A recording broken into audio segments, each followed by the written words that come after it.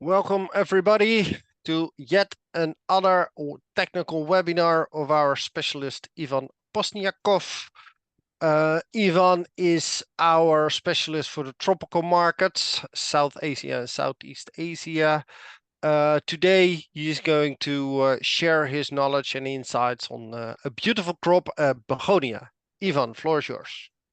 Thank you, Michael, for this explanation and for how to say my presentation. And I would like to start. And in the first, I would like to say hello for all attendees for this webinar and welcome to this webinar. And I'm happy to see here our customers, our flower lovers, and everybody who join us into this noon.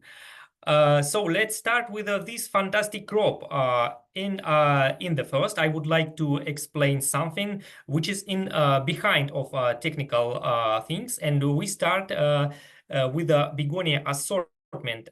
It's really fantastic, and I think most of the visitors already know this list of assortment, and the many items here like a bada bean, like a bada boom, bowler and top hat is already well known for our growers and for the attendees, and just to overview the and to highlight all assortment and to make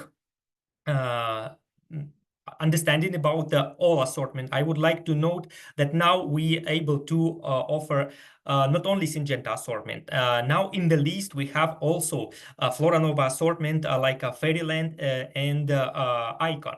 This is also very fantastic and very good crop and with very fantastic performance and exceptional things. And total assortment, it's very big. It's about 11 series. Each series has a entire flower color range, and so that is why the total amount of varieties can cover any wishes that growers can find and or end consumer can find in their imagination. And as I announced in the beginning of webinar, and as you can read, as you're able to read in the announcement, now this webinar dedicated to only for two species of Begonia. It is simple Florence Begonia and Begonia hybrida. What is the difference of this genetic? Begonia simple Florence is a common and well-known varieties, which is a mostly used in landscaping. It has a very specific waxy type leaves, and Begonia hybrida is interspecific hybrid. It has the same features, but in a larger package. What does mean larger package? It is really big plants. It's really fantastic plants. You can imagine the height of the plants can sometimes reach up to 70 centimeters. So you have a normal waxy begonias, but in a big package. So here you can see, and you can find the link on our catalogs. Please visit our sites and the catalogs. It is Begonia, it is in the beginning, and it is not difficult to find our assortment. And of course, here you can see all the features of varieties, suitable pack size, weight, height, and kind of color of the leaves, and the application type, or we call it plant type. So as because variety range is quite big, you can find a lot of opportunity with our fantastic Begonia assortment. And of course, about the beauty of the begonias. Here you can see all range of the Begonia, Begonia simple Florence. I would like to start with the simple Florence, like a smaller package Begonia and the most common and well-known begonias. Here you can find a range from a smaller one and unique one, Fairyland, up to largest one. The largest one is Volumia. It's made to say first step to create it, or first attempt to create interspecific begonia. What is idea behind of the begonia assortment? Here we have the normal regular varieties like a Bada Boom and Bada Bean is top sellers, and these two varieties it can be joined into the one assortment as an entire mix, and this is very suitable and excellent landscape performers. Also in this range we has a unique offer to the growers. First one is a Fairyland. Fairyland is a quite small begonia with a unique double semi-double flowers. We have 4 colors and 1 mix in this begonia, and it looks very nice, and it is very interesting for small pot production. And we have another opportunities which can cover demand of the growers in the different regions. Topspin is a cold tolerant crop. It's really cold tolerant. As you know, begonia is in general heat lovers, and this is what was in the background of a decision why we choose the begonia as a topics for this webinar. Of course, the first reason, begonia is beautiful. The second reason, begonia is very well known varieties, and it has some secrets behind of the crop and behind of production. And the third one, begonia is native from tropical climate. So that's why topspin is suitable, and topspin is a good opportunity for more colder climate condition, like in Nepal, in northern India, and especially in the autumn or late spring, because topspin can be produced in 12 degrees of centigrade. So it's really cold temperature for begonia. It just little bit delay and little bit stretch the time of vegetation, but in general you will, even in these cold condition, you're able to receive very nice plant with very good quality. Another one, Erica. Erica is, instead of topspin and instead of Bada Boom, it's hot tolerant crop, or heat, it made to say heat lover. In some region, begonia, it's a really fantastic crop for landscaping, but for some region it's not possible to plant out nice ready plants into landscaping because of the high temperature. Eureka created as a heat lover, so it is possible not only produce in a greenhouse with a high temperature, but also you can plant it out in the landscaping in a hot condition. And as I formally announced, Volumia. Volumia is a first step to the begonia interspecific. It's one of the largest begonia in the begonia Semperflorens assortment, and it has the largest flowers in this begonia variety range. Here you can find the time after the potting.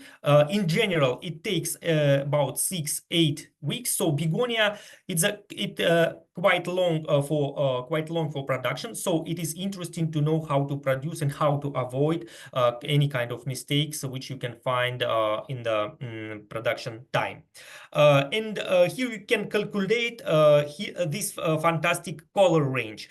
Each series has at least 3-4 color range, but such varieties as Bada Bean and Bada Boom has even 5 and 6 colors, like a bicolor. It's very attractive colors. Here you can see the Bada Boom bronze leaf rose bicolor.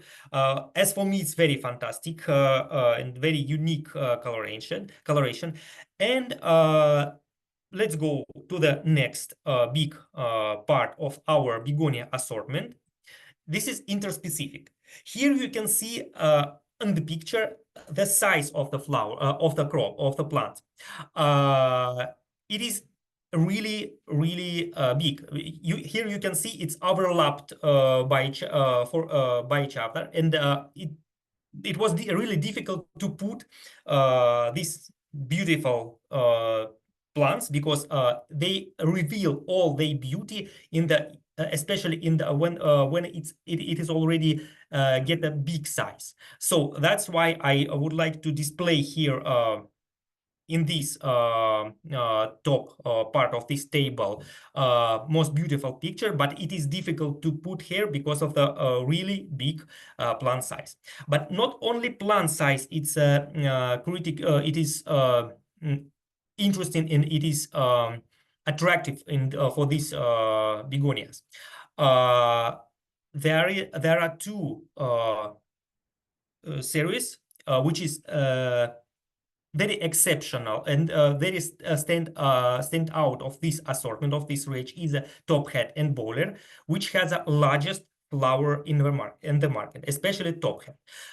The flower size of top hat can reach up to 8 centimeters. It is really incredible. It's really fantastic. No one varieties in the market has a such biggest flower. And of course, most of these varieties has a wide color range, especially top hat has 4 colors: scarlet, pink, rose bicolor, and white. And a last update of this assortment happened 1.5 years ago. It is bionic. It is fantastic series with an exceptional extreme branching. No one series in the market able to produce so many branches and be so tough. It's really exceptional crop, really interesting crop for landscaping, especially for landscaping. And of course, here we have two unique crops, two unique varieties like a Braveheart and Icon. Icon have a little bit it's made to say the fur leaf covered with small hairs, and it's very tactical, very nice to touch that leaves, and it looks interesting not only in landscaping and even in the hanging basket. And by the way, bionic also and most of these varieties able to be used in a hanging basket. And what we have in a entire assortment, how it looks like. Here you can see the picture, the most interesting features of a Syngenta assortment.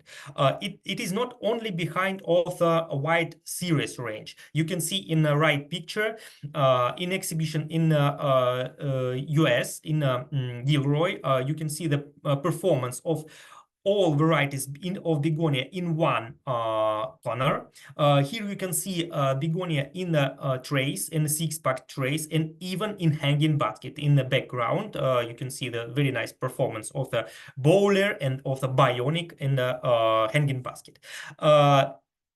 Very good opportunity for landscape, especially for the park and for the high value corners, high value places, iconic places. You can see performance in the park. This is a bowler in the bottom picture, and here you can see the flower size and flower performance in the landscaping.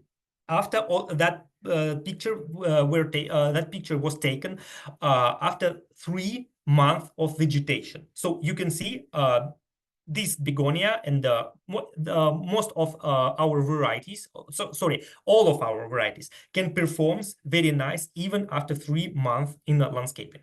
And of course, earliness.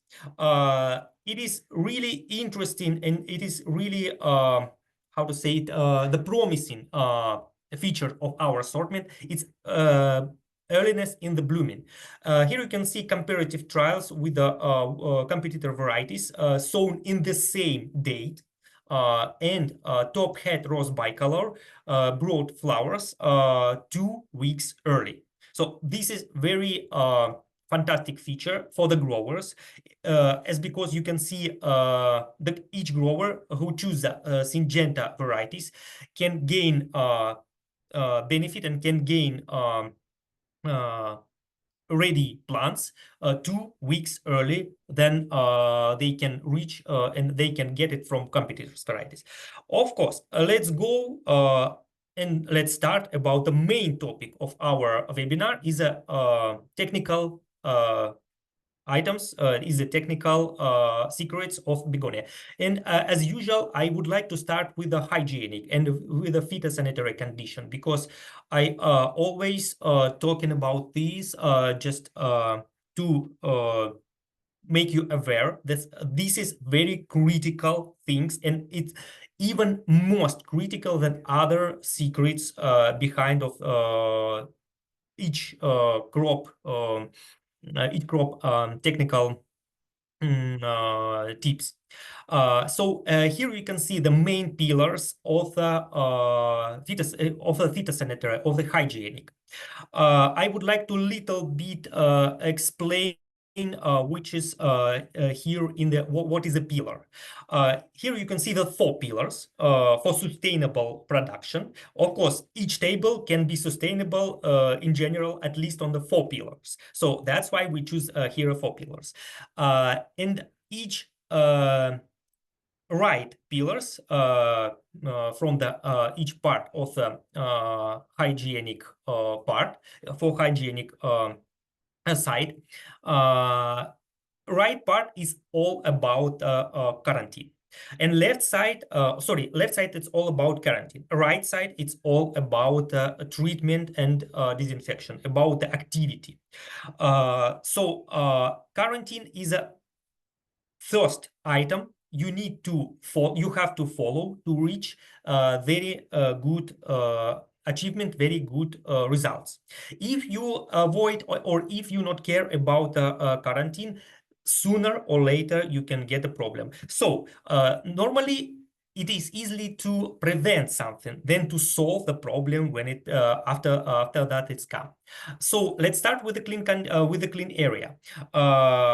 What's mean quarantine? It's separate area of a greenhouse or separate area for sowing, gap in production between the one cycle to another, and follow the quarantine and avoid transit. Later on, I will explain what I mean when I talking about the quarantine. And of course, about the treatment, total disinfection treatment. Remove the weeds from the plants. Sometimes grower forget, and I would like to repeat again and again about the pests, and about the weeds especially. If you treat the greenhouse from the pests, and you apply, if you apply even strong chemicals, weeds can be host of the diseases and of the any kind of pests. And later on, if you not remove weeds from the greenhouses, this part of the greenhouse can be source of the diseases and of the pests, because most of the weeds in greenhouse can be hosts. I would like to repeat again, it can be host for the many kind of diseases and pests. And start with a new clean material. It's also particular about the quarantine, but it is a material part, so that's why I put in the right side in a treatment part. Always start with a clean material or well-washed recycling trays or well-washed areas to avoid spreading of infections and pests. And continue with clean condition, of course. And here also left column is all about the quarantine and right column about the treatment. Remember, clean hands. So enter into your greenhouse and let the people enter your greenhouse just only after washing your hands. It is strange requirements. It's not normal because everybody knows the greenhouse mostly connected with soils, with plants. So normally in human mind, this normal practice is wash the hands after visiting greenhouse. But I advise to use it formally because the people and the hands is a main vector or main thing how to transfer pests and diseases from one area to another. So that's why I advise wash hands not only after greenhouse, and even before you come to greenhouse. Clean clean instrument and or use disposable instrument to interrupt spreading of the pests and diseases, and avoid, of course, transit during the propagation and during the production time. Avoid the transit people who is not involving in the production process, into the growing process. And of course, about the treatments, clean working area on the regular base. It is mean after after work every day, floors should be cleaned.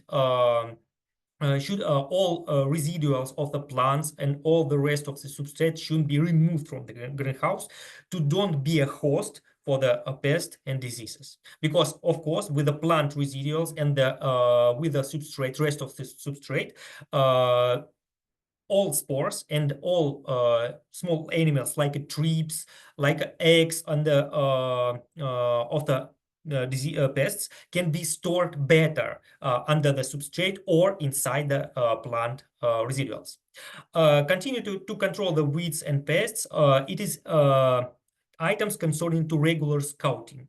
Using that your time, normally in my practice, I use the time in the morning to scout in a greenhouse very briefly to remove pests and diseases, to remove the weeds from the greenhouse and to take decision about the treatment against the pests. And of course, disinfection practice. This is common things which usually out of scope of many growers, but it's very simple practice how to avoid the spreading and how to avoid inviting the pests into your greenhouse. It's normal practice. Use the antiseptic mats or mats filled with antiseptic solution to avoid the spreading the diseases on your legs. Okay, what's in a quarantine? Here I would like to explain, and I would like to spend maybe 1.5 minutes this topic. What's about quarantine? What you can see in this picture. In this picture, you can see the greenhouse for the young plants and on left side, and the greenhouse for ready plants on right side. And here I put the green arrows, which is normal pathway of materials, and red arrows, which is prohibited pathways of the materials. So what is in general behind of this picture? Let's follow this one-way transmission of the material. So all clean material can become into young plants production greenhouse, and after they process there and after the plants ready for transplanting, move it to the ready plants production area, but not back any materials or any plants into the young plant production area. So ready plants can be or sold, as you see, it can be shipped to the customer, or it can be removed from the greenhouse, but should never back to a greenhouse with the young plants.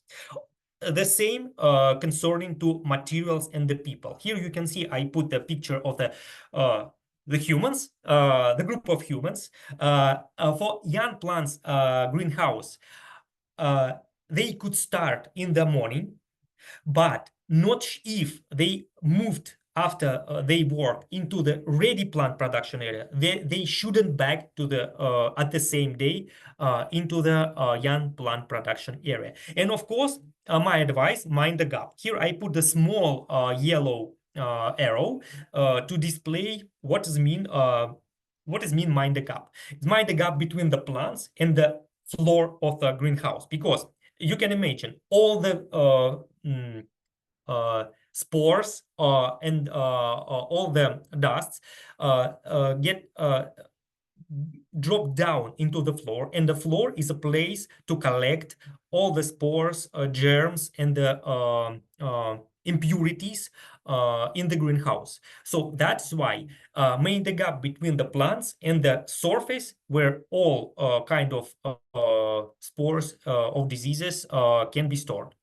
And of course, to avoid to interrupt the spreading of the spores and diseases, clean the floor anyway. Even if you apply the gap in the, even if you put the plants on the table, or if you apply some kind of materials to put the plants on that kind of material. What's the next item to be successful as a young plant producer, as a not only for Begonia? Be sure, be confident with the seeds quality. Here I display the picture of the package specifically for the Begonia seeds. Here you can see the all listed items displayed on the surface of this box. This is a small box. It's about maybe 30 milligrams or 30 milliliters box. It able to contain even 5,000 of begonia seeds. Here I noted just only the pelleted 100 seeds, but honestly, in this small package can be placed about 5K seeds of begonias. And so here you can see the name of the species, name of the series and varieties, name of the material, pelleted seeds, and number of lot, number of date where it's taken, when the seeds were produced, and the mass of the 1,000 seeds.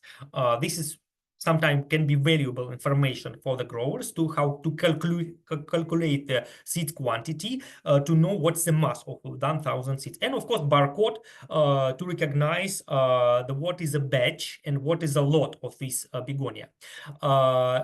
Let's try to, before you start to sowing, let's try to check briefly all items noted here, and please inform customer service if you find something which is can be something wrong, or maybe you can see the damage of the sachet or the damage of the package, or you can find some impurity in the seeds. Please immediately inform customer service to solve the situation.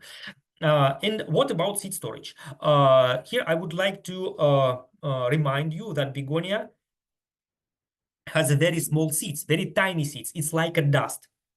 And so that's why begonia requires, as because it has a small seeds, it able to lose germination rate very quickly if because the germination rate really affected on the inner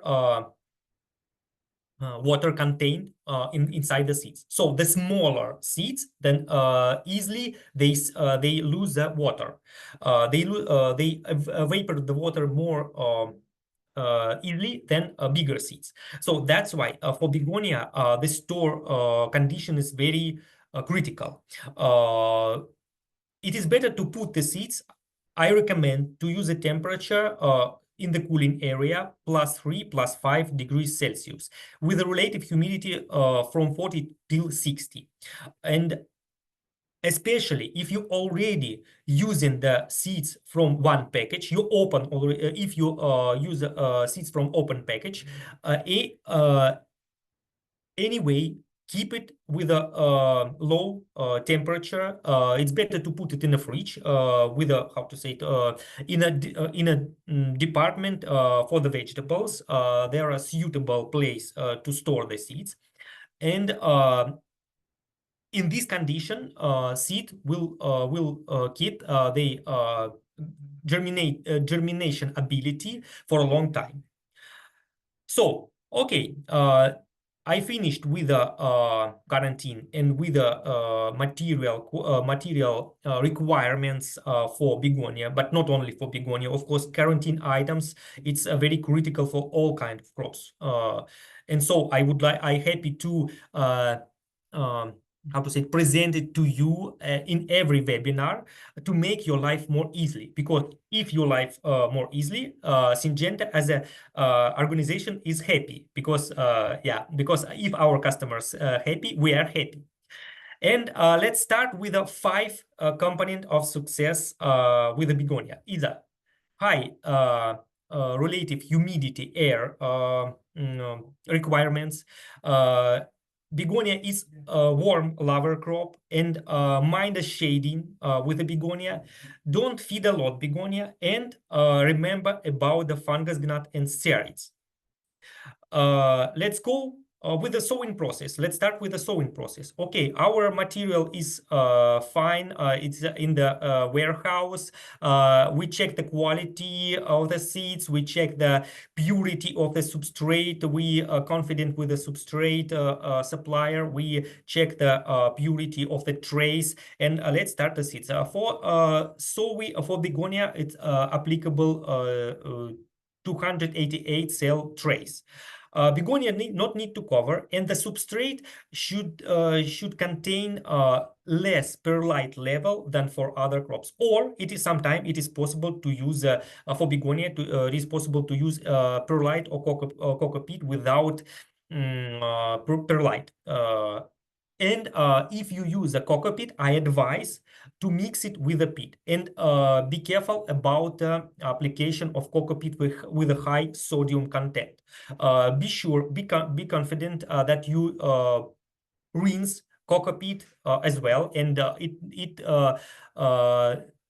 shouldn't contain a lot of sodiums. It is better to check EC before you sowing, and EC should be 0.5 millisiemens. So if you check it is 0.5, it means plant will not damaged by sodium, because because begonia quite sensitive to the high sodium content, as I mentioned it for gerbera. And here you can see the pH requirement of begonia is quite closer to gerbera requirement. So begonia is acid lover crop as well.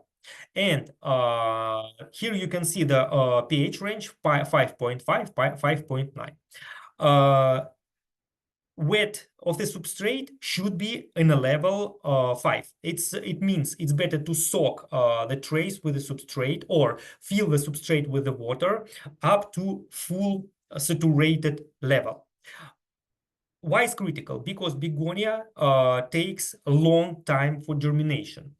So that's why it need to be substrate need to be filled with the water enough, because all that time begonia honestly shouldn't be watered too much. And after sowing, after you put the begonia seeds into the trays or into the bedding into the sowing bed, check whether the pelleted seeds dissolve their coverage, dissolve they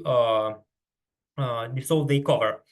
Here you can see in the bottom picture the seeds of begonia with a how to say it, already dissolved seed coverage. And even if you apply the 5 level or saturated level of a substrate, it's better to spray begonia from the top to be sure that the seed cover will dissolve and will release the seeds from behind. And apply the spraying not directly into the plant. It is also critical for begonia, because if you apply the strong spraying directly into the seeds, you can wash it out. So that's why it's better to use the horizontal position, like I displayed in the right top picture. And in this kind of application, you will not damage the small seeds of begonia. And another application of the sowing, another sowing approach. Some growers prefer to buy raw seeds, not pelleted seeds. Of course, always for all items in our assortment, we have pelleted seeds, but some growers prefer to use raw seeds. So sometimes they can find they can face the issue how to spread begonia into the bedding surface, into the how to receive the even spreading into the surface, how to spread it regularly, because it's you can imagine how it's difficult to spread the small begonia seeds uniformly into the surface. I mean into the to reach the same quantity of the seeds or each square centimeters. This approach can help the growers who prefer the raw begonia seeds. You need just only a mix with a fine sand, seeds of begonia, mix it and spread it with this salt or paper can to disperse, to spread it on the bedding surface. So this is a quite tricky application of quite tricky method of sowing seeds, but it can be applicable for a small seeds crop. And the first part of the success with begonia sowing, it requires again high air relative humidity. Why begonia require high relative humidity, even up to 95%?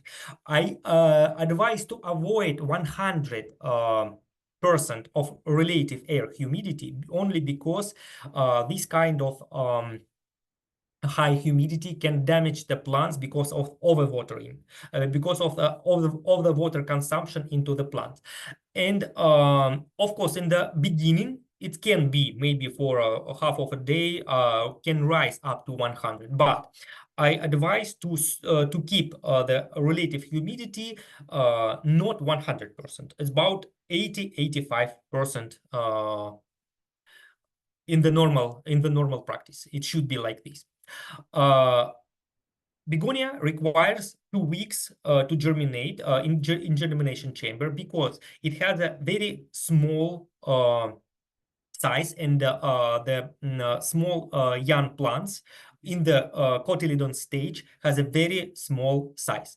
So if you not provide high humidity, some kind of seeds, especially when it germinate little bit late after watering, in an open condition with a low air humidity, can be dry out or can be damaged and delay with their development.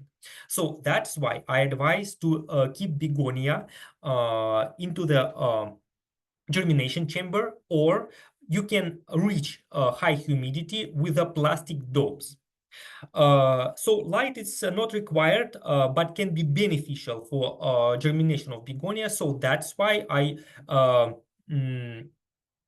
advise to use the artificial light into the germination chamber, or to use a plastic dome, which can be placed directly into the greenhouse.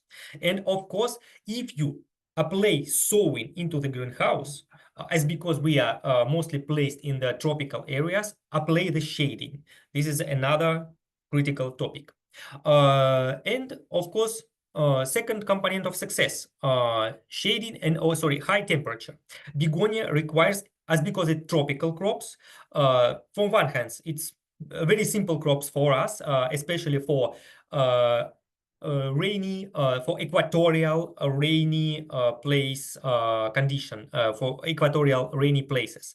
It's very convenient crop for this region. It is very interesting crop for highland in the tropical areas, where the temperature is not so critical, not so critical high. But on the second hand, the high temperature requires for germination, for successful begonias germination. Here you can see example of the germination chamber, which provided with heating elements, with the sensors, temperature sensors, and with the air condition. In this germination chamber, it is possible to control microclimate condition in very precisely way. In the small right picture, you can see the quite simple way of germination, quite simple example of germination chamber, supplied with a LED lighting, but with a simple shelves and with a simple air con conditioning. It can be different, but anyway, I advise to use for begonia germination chamber. This is the best solution for most of varieties. But if you have no any kind of germination or not able to use apply germination chamber for begonia, you're able to apply the plastic dome. And here you can find the two different construction of plastic dome. In upper picture, you can find the plastic dome made with pipes, with the curved pipes.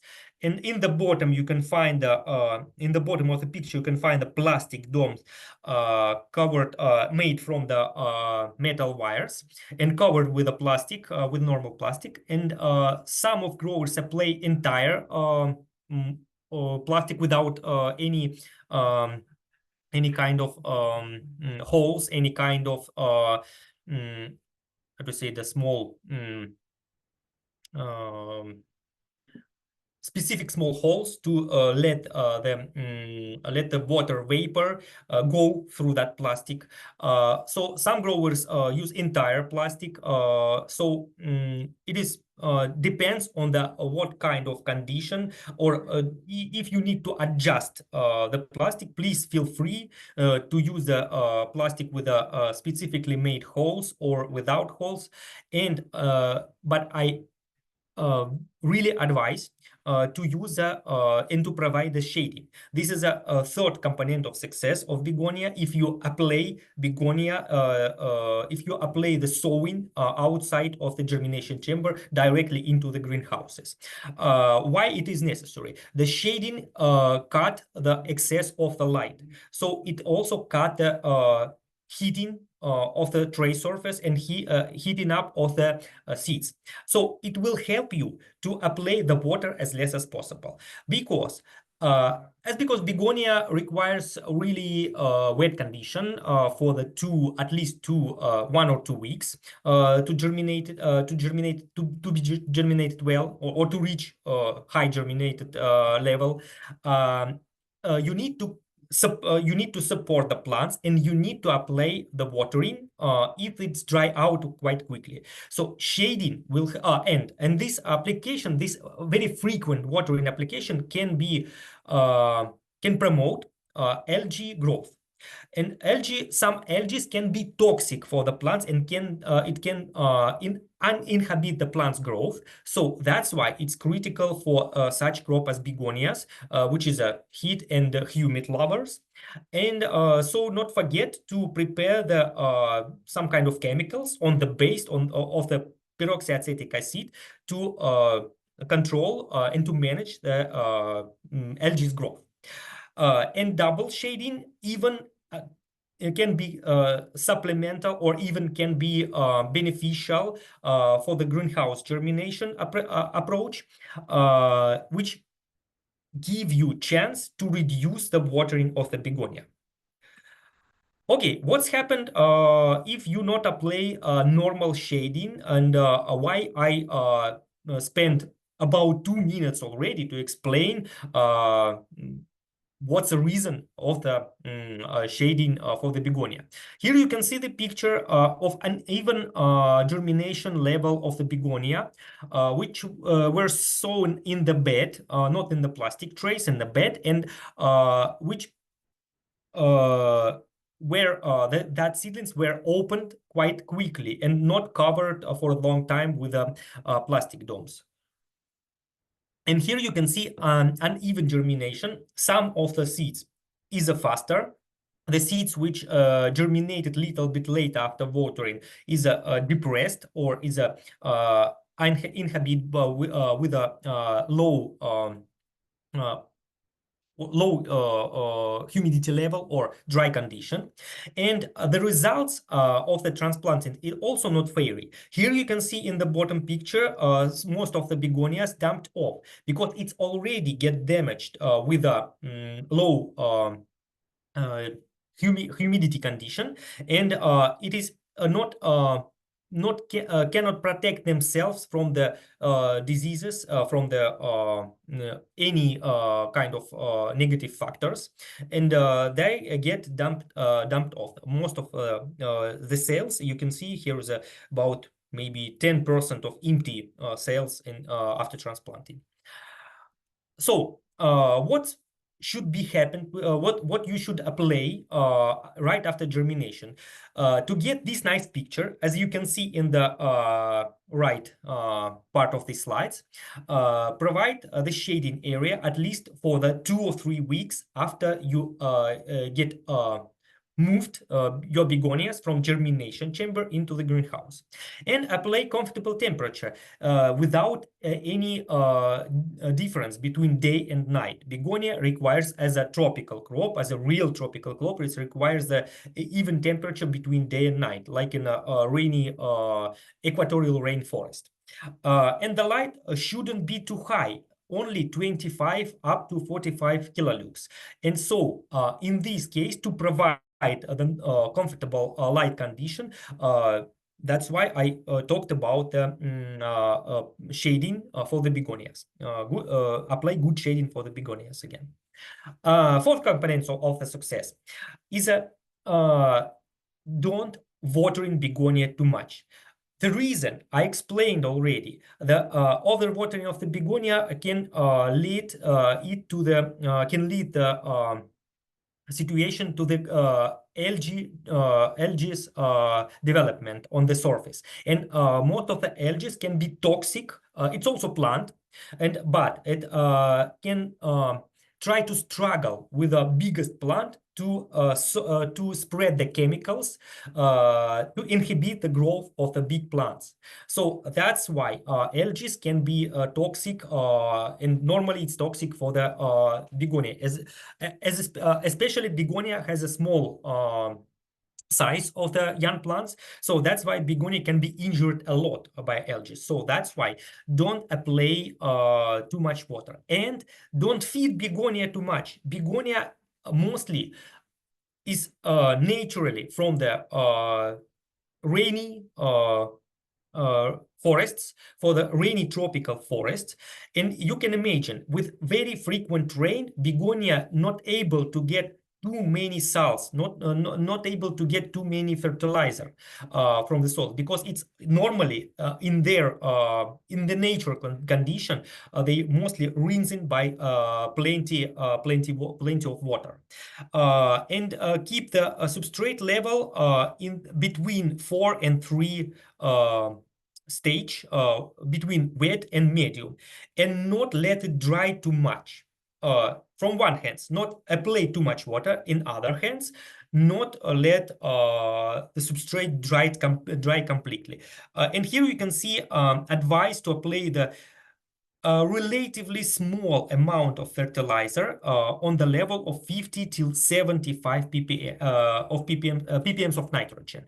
And of course, the substrate salt concentration should be on between 0.5 till 0.75. 0.5, it's really low level of the salt concentration, because you can imagine peat-free of fertilizer has a EC level about 0.5, and the critical for most of the critical level for most of the crops, it's 0.4. So that's after this explanation, you can imagine how less of fertilizer begonia should be applied. And here is a example of a fertigation schedule for the begonia. It's just example. Not try to follow up this scheduling precisely, because the level of the fertilizer should be different, should be affected by the light level. The much level of light begonia plants received, the much fertilizer they required. So this is a common practice. And not apply too many calcium and magnesium for begonia. Here I put just only the free application within 8 weeks. It's not usual for most of the crops.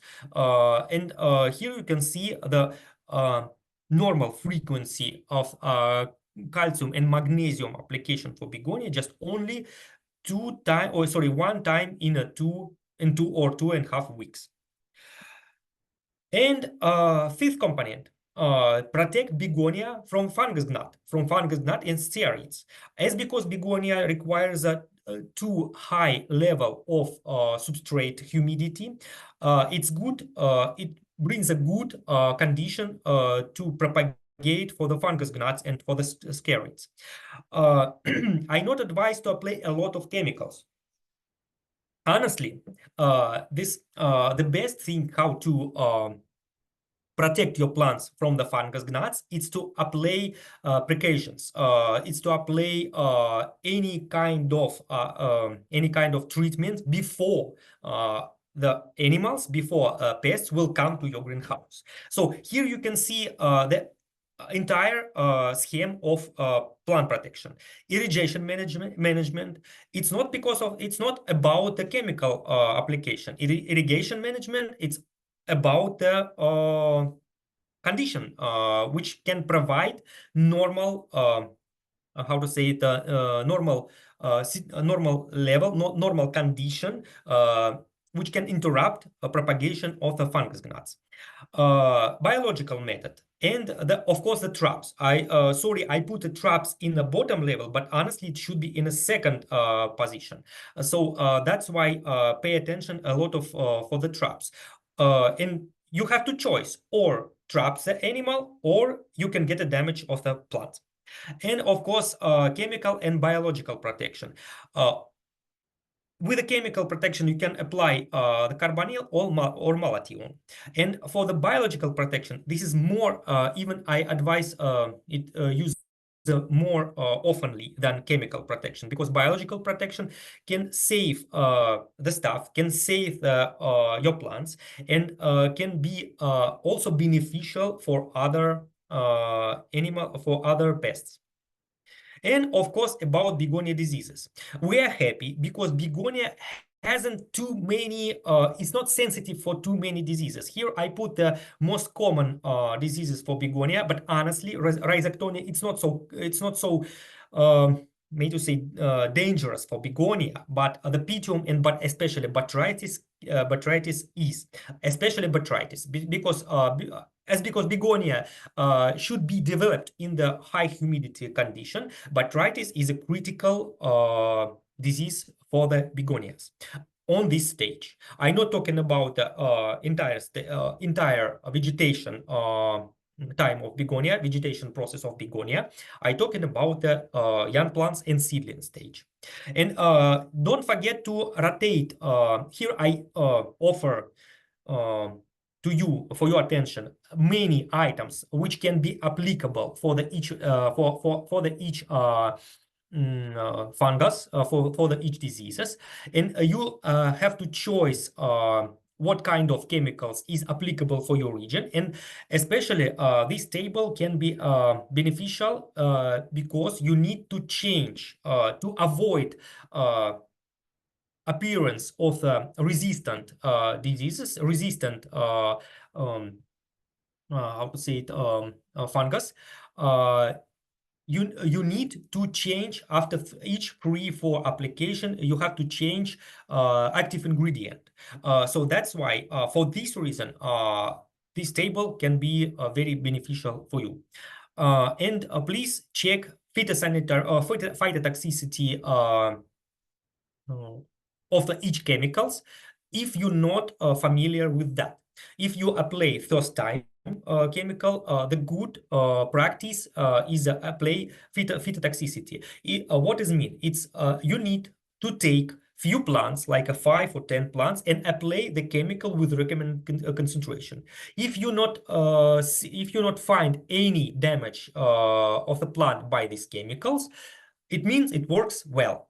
And so you can apply on all plants. It will help you to avoid big mistakes with during your production. I hope this advice will be applicable in your place and will be interesting to hear at this hour. And here I would like to say thank you very much. And I would like to announce the the presentation, the next presentation for the next week. And please not forget to reach out your key account managers by mail or by WhatsApp as well. And thank you for your attention. And now I give a stage for the Michael.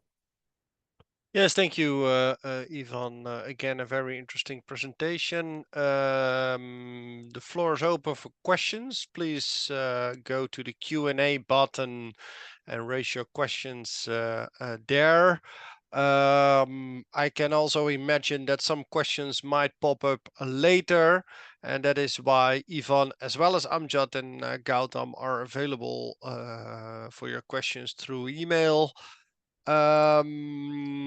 This presentation has been recorded, and you will receive the recording within a couple of days in your inbox, so that you can play it back and learn more about the fantastic story that Ivan has shared with us.